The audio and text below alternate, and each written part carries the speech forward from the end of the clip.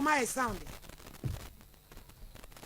Obi oko school no e den no ma waduane dia eno nti wani timi ko kan ho na bi na on se fe hwe na na ye hu no obey mpatran be tie bon no be chi wo hwimu abe na otwemie no koboso me na ye hu no nti me duedue mu a no mo ye se obi no so hu no wo agemesu wo firi okọ number 1 akodabo e bi fe no Collins wono enam se sa na wo se a na msiyo nti me amaya no ankyere me Collins ni fie na me de me so aba won tenase enu emu a hwese wasan hwimu bi ahwehwe na ne yehu no me pacho be ma wale ni sesi akra ni papa no me pacho ai okay ti ahwehwe na ne yehu no nti ho na e fe ne se Collins no e frɛ nti o frɛ na me frɛ hwan o frɛ e fe ne se we di na chi no o frɛ ne lie ti o frɛ na me fai ti me fe na me hwan na e ka sei eno obo din bi nam so kase osim kase free trade nam so kase free trade no osin ai nam se de bi de hwehwe de friend Collins o kase free number 1 by me yen hwehwe mu bi se eye wu Collins na wo dada me se enye wo no de na se e ba se mu se ye wa mema ho akere wo pa wa na o se ma eye me a nam so de ne ra he o se ma anya me hwe no nam se nya o hwe no se wo de no kan no kore na o se mbibi no ba me ne nya hwe da mpese me ko school wi a nam se asam na o kan ne de nya ne kan no na wo san hwim biem wasan kwasha boy ne ho no ma ti boy no ye ye nam nya boy na ba nam fe ade a wo ne me hele se bla ade a wo ne me ye me nya ho kra na me shada ka chen se ma bodua so ka samba no na afrem ba no fon so ma bodua ti fi na de kro ne ni ntwa so no se ma mate eno krampo de se ono krampo de ono wasi ni busa de obeya no bede obeye still na ade ne da so koso to osan hwimu ekọ be 3 months ne yehu no 3 months ya hwehwe boy no so ba bia wote ya ye bienu ba bia we de wote bi so obi ampe so be kire ti adana nwumre bi na me hu na danfo na me susu se wona di between na ti na me kotade nti me hu boy na apɛ na bi kasa che me se me nkɔ boy no so nti kwa na me se wona me susu se wo ye between na e ma Collins nti me pe Collins a che no se me hu na wona me de me che me che wa menya Collins na ide a che no na me fa nti me fa ma once popi abo me dua na akra ne ba me ha se mu na mo to aduane mandi mu na mo hwe no na me se kra che me de ba mo awade ana makasa mba me ntimi hwe no me ba me wonu mre tenten no na ahwe ne ma me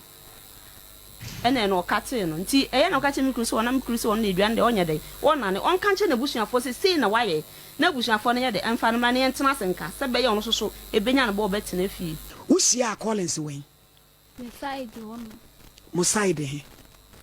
yeah it's new site into about so ba wo kasa na ofo ma ne so kakra ba ya yeah it's new site into about so ba pictures na me di hu wo di hu no pacha wo how many years 15 years wo shia na omu new site e no so opel pacha e na wo te ase pacha na ye de na utumi free fie ko tra ne ho 3 months ada wo fie a wo ma me hawo aga share me say a police for hwehwe no wo fie a na police for hwehwe no nti membla na me koi na wo ye judge na wo ye lawyer ti no se bra na be ndey I say me ba hon me ba ya na atu obecha sa na o ka kire wo ba ne ho a prosi na ehwehwe no atu obetwa ada wo ye scammer pacho da bi na dia na wakoyi nti a police for ehwehwe no ma mu dia police for wo ma me no mu dia police for ehwehwe no pacho eti se wo ba menti ase sa tam na one na tena be sei minini tina December ni mu no December ya na wo hu no ena utumi ko shane dem 3 months and ma ko tina me ko shane ho no 1 week ena ka kira me say won se ma me ba fie on nti me ko tina madam fu bi nchen wa agimasu madam tina che say nwumre no wakoda wonu aduane no wakoda nwumre na boy no Collins no adi adwuma pacho ko school ewen armed forces na ne maame nim se woni ne nete maame ni hu no ka asan e wo fie wa mpam sa tam na nya se fie on no wote no wotu afili ne maame mo ho no akotena ne maame pani enchen na ne maame pani no ko fie o wan hu sa tam ne maame pani no oye kokoko krachi ntin ya okoduto kokoko sina maame no yo oche tina che se fie on na motie mo am wo mo dan pachai na obi oko school no e de na ma waduane dia eno nti wani timi ko kan ho sa Osaya adwuma kan o ye de adwuma obo sheet eno ye den Eyo mo bo no. Dan so no colors ni bi.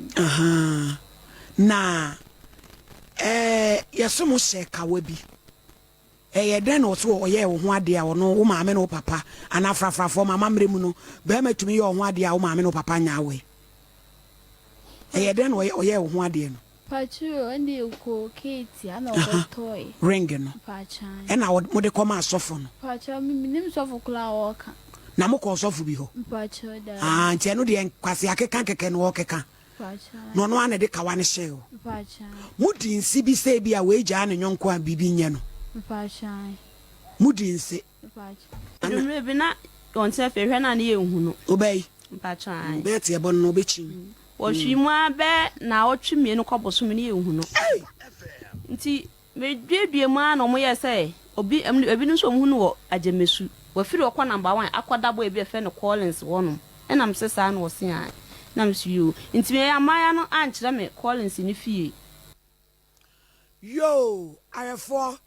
na no dwada. Asemu yi ne etena so. Me ba kole ya otue ya wadwudwu nanimu ya. Facebook fo bi bebo me sa de na man cover nanimu no. Akola wo no tumi kwahye be ma de mo bosome me ensa. Wo mfinhia no du nsia. Na wo no etimi gibodu ya se no no de be hyaye. Na so no wanyi che me. Hello PJ. Hello, madam. Oh, what is say? Pacho nyamia mom. Na PJ upa na be mu wa kama say. E na wudi oba atem sa no. Me pacho atem ni ni je. Se me ka se me na mfati ya na me bo. Me pacho me be na ni tu mfati so bi di o matem. Omo ya ma omo claim di di matem. Omo share me sa na so me ke ya to. Enti audio na yetie ya na o se wo bo ra he dog ya ni turumu kankan na sabi. Nyo na kan. Me pacho me na mka e pacho alentina. Omo le no ka che ma no. Omo directive the phone so. Because a voice message nyane a next in bo omo directive me omo de no ka che mi omo phone so. So omo di matem pa omo di matem na ye me ya pa. DJ akola wo da so ne e wo ho. Me pacho akola mi ja ye ne ko be 2 months ni o. Eti na ne maame se wakɔhye baabi 3 months na nya wo ho no wo ba. Enya me ho na no ba mi wo evidence de bile mo na wo na wo o me kan ya na abaya no oyo bi ara ikon na na me na so ni si abaya no abokro ba no ma mu ofin na o ta ko fi enti edidi mo na o ma me nya ye bi enough so o ma me nya ye ni o no fun na so wa pa de o pa nya fin ni on ko ti kura ba one thing is na me ta di ti enti na o mu te pi na ni ti no. So now, Koshira Dukra, maybe go school, meeting more about Obama, this month, the 3 months of American, maybe 2 years, I don't know. So, ain't you say no? Or sim my blood covenant. Modi, ensure be that Pechia Bobom Hudia. Said we are not a band, ye be who near Dane. Diano, I ever done my PJ, Anna, me came back me came and asked them how. On the same on the first one about me to me for school be back MA net I don't know. Me go school. If the other headings are the no bad it makes it and headings in for plan. On the catch me say me go school now. Like head there be down like medicine of come and the adibi. I'm about me yes me yeah my 21 now right no 15 years no. And one years. After I go 18, if you know American, I mean, can you think to be? I mean, Obia, after I go 18, that's 21 hour count. I when you chair Rahen. No 18, after I go 18. Ryan so 15, 2 chain in Fiemi and Sangatham get to our chiriba. But Ryan, I came to 15, but I mean, there's some about what you run in here, so any minute if you account. Michiano, I do 15, I feel over 17, I'm going to start 18. Dale omoba omoba ni yeso o me so like o ma case against me tala o me so mo ma den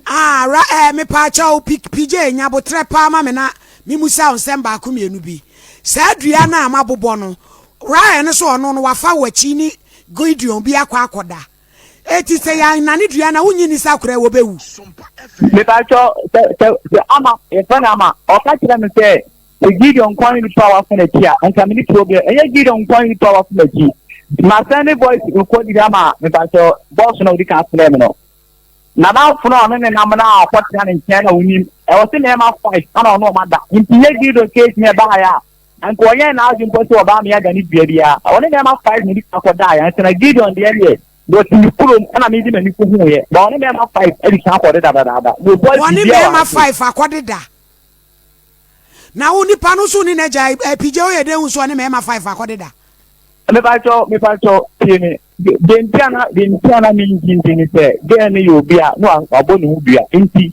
case ni ba na mi njini case ni ba na fa no ne na mo na me na so na mi njini so enti bi ko no ba na bo hu bia enti na mi njini ba gideon de na mi na ni ko hu ye no ana mi po me be na fun di na tem ama na fun to bo bia se ne ka se ni na kire o ka je ni me ka je na fun se onya asem na wo ka no ama de won tumi nyesa obi abo no hu bia on ye jamanfo ama gen ne claim ebo mi bia ma do pa utimi wa asem ye ka na to gen ni kem ko ta na chono da ni bia no ono de ka kira nte ono dori na nya hu ye 5 ono ama ko e na nchen no o si ama tumi ku da won ka no ba su na ni bia boni da ho o si dori na nya hu ye 5 ba ama tumi pie ku ba bia na won ka no ba di do de no ye pro dio mi timi pro ana me di na ni ko hu ye na ne ko ye na yeso ma me se o ma wo na ni dua na no so no kura bi wom so okasa na kasa geno on kind of play me na me kan ni bia say me na me poti na bo dia no ko mi na trust fi ono o premier bom say like na ko go dia bi say but ono ka dem me na me ka tem say ama iso papa na bom dia ama me ma ko sie so mo ko da ni dia o papa mo ko o mo hu o mo na ni dia no etimi ni dia na me na me ka say ni dia na ma boni dia o papa ma ko da ni dia na eti o de ma me aso mo bo mo na o mo against me ma me ko na ahime mi hwe video na mi sumi ko me ma mo ni mo hwe santi mo ni mo hwe na PJ say no a asem we na ba twetwe e so de akra ni naked videos bi apia bonte no so no kura bi wom mi pa to ni kura bi ani ta asemi video na my phone so enye naked video na e dey ya no give you up ase sama mi ni jaro ko video nchen no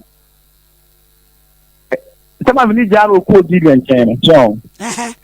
ano flame oni gido nya flame ni bi matemte me Saturday team me ma nya hwia ma me da oni gido nya di bi matem ala me ka je o me nya o hwi ba ma ya bia ma na show ala m koyi video ko na ni ko na ba ye enye ni naked video e wa me post it ya that me ni anka me sani ama boss ba me band on wa say e wa ni show nti e ma ya be na say me I was sent that ba me band ni yes so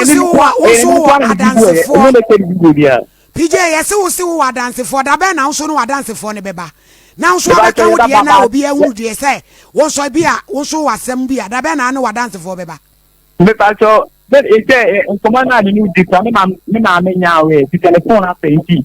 na mini kumasi ya say mini kumasi ya na odi kumasi nye na su ko school and forces no wawie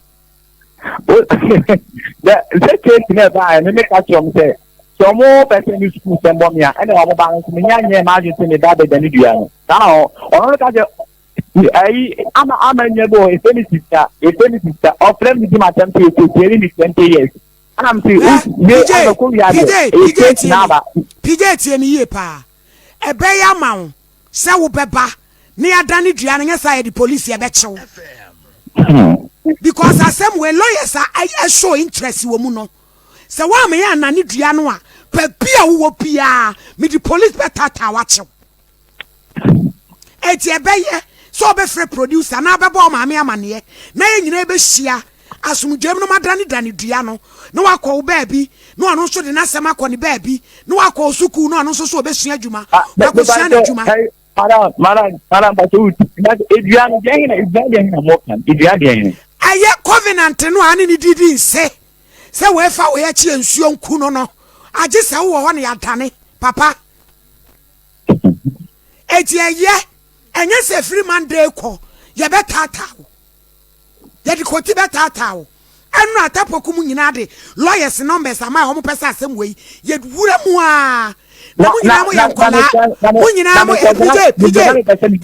na me kasa mu nyina mo ye mema eti ye hu hia ye pasum jesi ye beda ne dua no because na anu akra ne betena ha wo su papa niema wa ye nyina wanu ne ho Yena yanda 8 into no be gina ka se ni mo to yena yanda 8 me ma me so 14 years ana me so mo 13 o so 14 oh eye pa ya behwe se sa na wo de ba de anya je utufri kumase se sa na wo ka de agire pije utufri kumase na me ahwe ba bia wo be fa bi e be chewo adwa de be ba mu krom aba wo ma me ho ba bia wo be fa bia ye be chewo onyame nka ho